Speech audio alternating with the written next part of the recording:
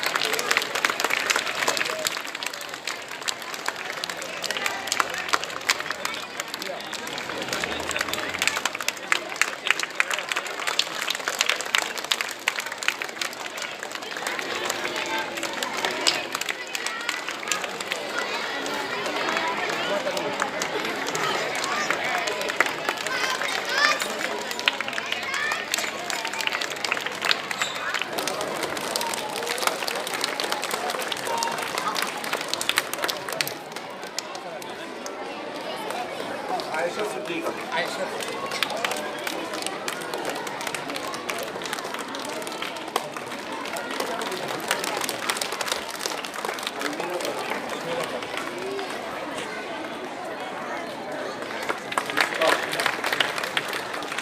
जोरदार तालियां बच्चों के लिए।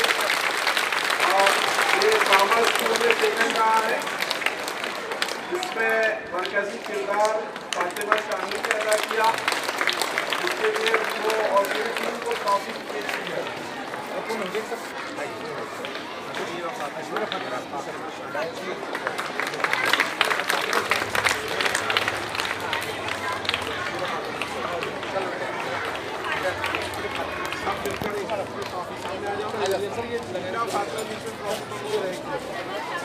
हाँ इधर देखो।